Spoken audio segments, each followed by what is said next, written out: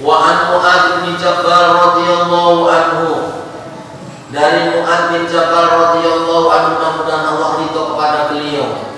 Ta'allamul ilma, belajarlah kalian, yaitu belajar ilmu. Wa inna ta'allumahu, karena sesungguhnya mempelajari ilmu yaitu hasanatun, adalah kebaikan. Wa talabahu, dan menuntut ilmu ibadatun, adalah ibadah.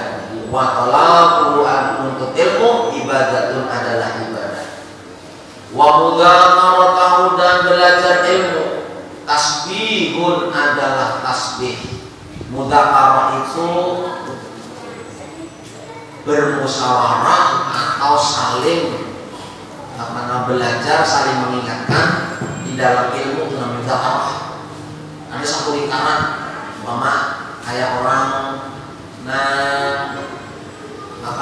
bahsul masail atau membahas masalah, itu namanya mudzakarah. Umpamanya ada persoalan kayak apa, hukumnya makan ikan kepiting. Lalu dijawab di situ berdasarkan dalil-dalil yang mereka ketahui dari kitab-kitab mereka. Itu namanya mudzakarah. Jadi jadi apa? Mudzakaratahu tasbihun, wa mudzakaratahu tasbihun, dan mudzakarah ilmu itu tasbihun, laksana orang bertasbih. Wal bahsu anhu jihadun, dan bermula orang yang membahas tentang ilmu itu jihadun, adalah jihad. Wa badlahu, dan menyerahkan ilmu qurbatun, menjadi ibadah yang taqarrub. Jadi orang yang menyerahkan ilmu itu artinya orang yang belajar ilmu, ada yang mempelajari, ada yang mengamalkan. Wa ta'limahu, dan belajar ilmu atau mengajarkan ilmu liman la ya'lamu, mengajarkan ilmu kepada orang yang tidak berilmu. Shadaqatun, itu adalah sedekah.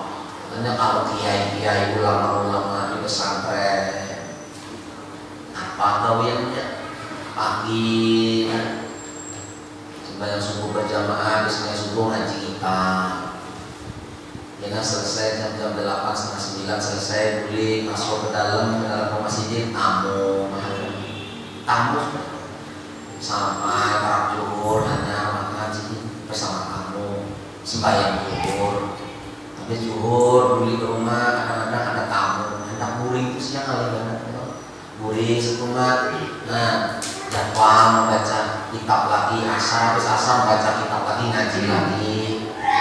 Nah, habis asar beli masuk ke dalam rumah, tamu.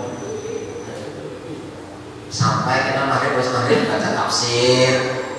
Sampai isya, habis baca kitab lagi, itu aja. Walaupun kayaknya kada bersedekah, padahal itu luar biasa nilainya bersedekah itu. Apalagi makan lawan tamu datang, apa hajatnya tamu, dikabulkan hajatnya, beri makan tamunya, makan lawan tamu.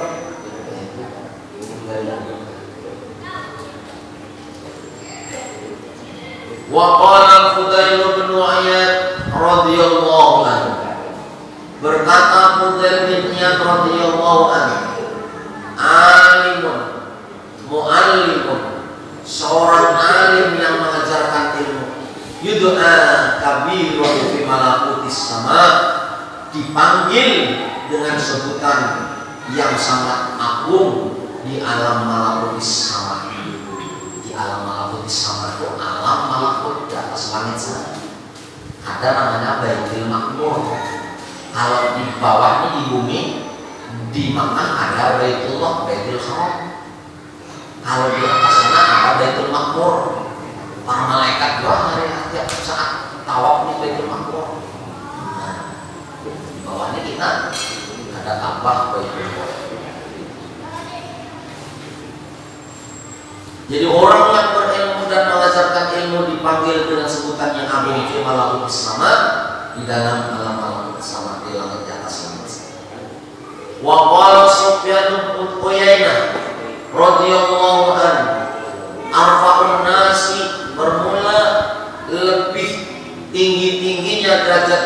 manusia indallah di sisi Allah.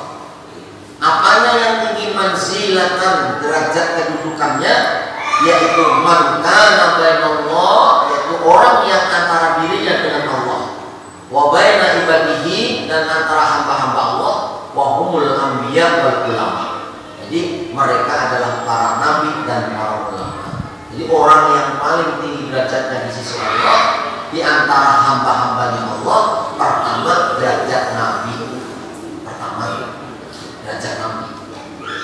Walaupun maaf, ujar Nabi, ulama ummati, ulamanya umatku, ka'ambiya Bani Israel, setara seperti nabinya Bani Israel. Ayo, ulamanya umat Rasulullah itu kayak nabinya Bani Israel.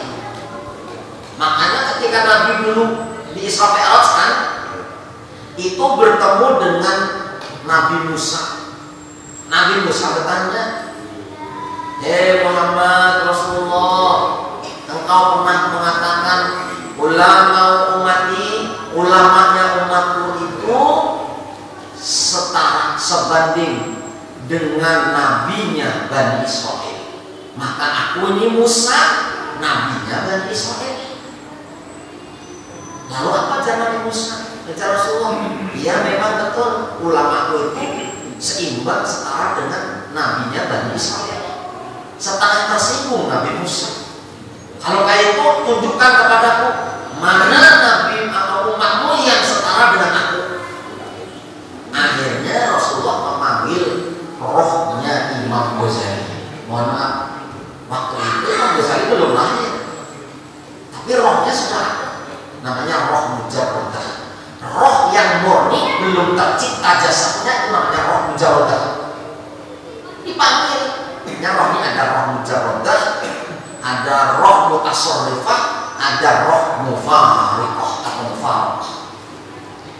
Nah, rohnya Imam Ghazali yang belum ada jasadnya ini, karena berapa ratus tahun Imam Ghazali baru dilahirkan, 154 tahun, 150 berapa tahun, 54 tahun Imam Ghazali.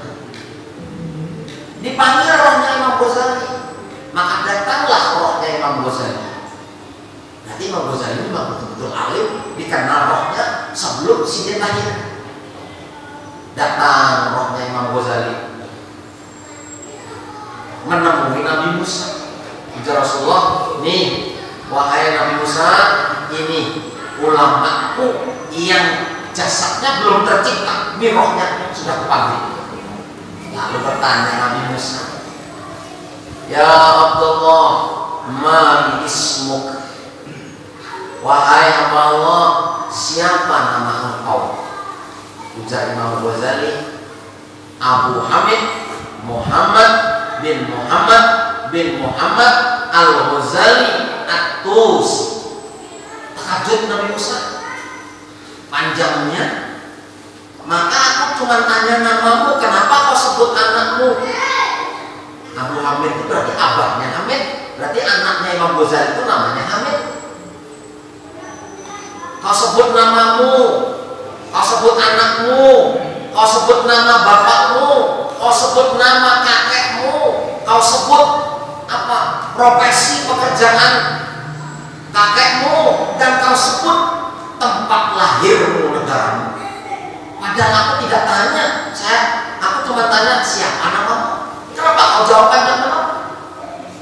Ujar Imam Ghazali, "Inggih Mbah Nabi Musa, yang ayat tujuan dulu ketika ditanya oleh Allah, jawaban yang panjang.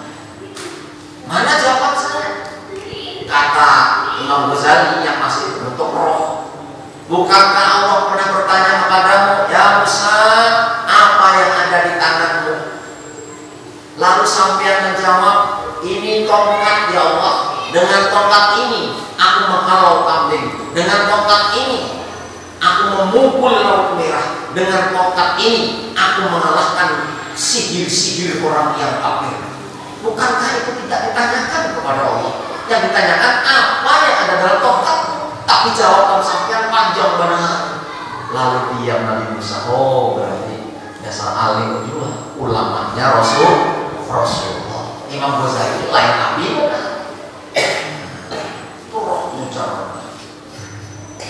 Kalau roh yang roh mutasarrifah, roh yang sudah masuk ke dalam jasad, tapi jasadnya masih hidup. Roh itu pun dimuliakan, umat Rasulullah dimuliakan oleh Allah. Siapa? Rohnya sahabat Bilal yang didengar oleh Allah, terompahnya sudah ada di dalam surga. Itu roh mutasarrifah, roh yang masuk ke dalam jasad dan jasadnya masih hidup. Ada roh namanya roh mufaraqah, roh yang pernah masuk ke dalam jasad lalu orangnya mati, terpisah roh dengan jasadnya, maka itu roh mufaraqah. Siapa itu roh mufaraqah yang dimuliakan Allah? Rizalul ghaib, rohnya orang-orang soleh yang diberi kebebasan oleh Allah ketika sudah wafat, lebih bebas daripada dia masih hidup. Makanya orang-orang soleh datang. Hanya kita kalau mau sholat hajat kayak Pak Komat, Assalamualaikum ya Rizalul ghaib. Rizalul ghaib itu orang-orang soleh. Assalamualaikum ya arwahal muqaddasiyah, aqinsuna bi quwwatillah wansuruna bi nusratillah wanzuruna bi nadratillah ya Ghaus ya Umana ya Aqtiya ya Murtaba ya Mujaba ya Autan ya Abdal ya Qutub. Nah itu semua itu roh-rohnya orang soleh, roh mufaraqah, terpisah dari jasadnya, tapi rohnya bisa diberi izin oleh Allah untuk sebebas-bebas. Dia jago sekumpul menalkin Sesaman Mulia.